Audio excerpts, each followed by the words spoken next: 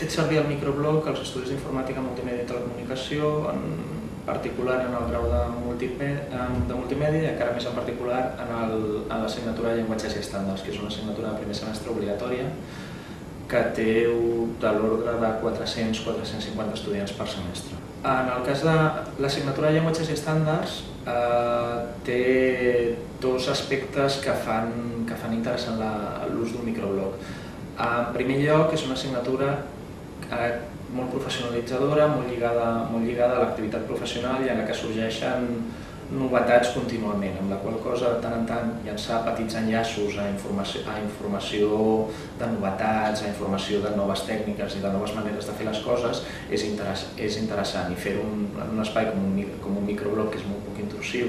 i que per tant no serà molest per als estudiants que no estan interessats en aquest tipus d'activitat és prou útil. I d'altra banda també volíem, tirant de la metàfora de l'aula com a espai físic, que els estudiants disposessin del que seria el passadís de l'aula, un espai una mica més informal on conversar tant entre ells com amb els consultors de l'assignatura. Inicialment, quan el microblog no era tan comú, fa un parell d'anys quan es va encetar el pilot, havíem d'explicar què era un microblog, què és un mecanisme de comunicació limitat molt a 140 caràcters i quins eren els usos i diferenciar el que havia de tenir lloc a l'aula de l'assignatura convencional i el que havia de passar al microblog.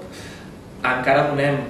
aquesta informació a l'inici de semestre, a més hem de tenir en compte que són estudiants de primera matrícula a la UOC i que hi ha tot un seguit de coses que no coneixen i per tant els hi continuem explicant, però cada cop és menys necessari.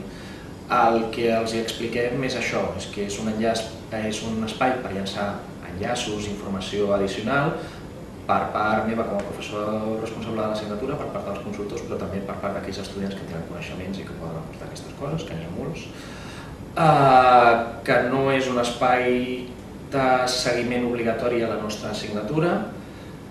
que si tenen dubtes dels quals necessiten contestació que han de fer servir el fòrum de l'assignatura, aquest tipus d'aspectes. En general,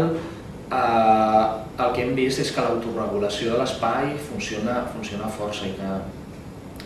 és un espai en el que hi participa un percentatge petit dels estudiants, potser entre un 5 i un 10% dels estudiants que ja estan familiaritzats amb eines de microblogging i que ja coneixen una certa política, una certa etiqueta de com moure's. Tenint en compte que el que hi fem no és activitat avaluable, a més, tampoc hi ha una gran necessitat de donar més informació.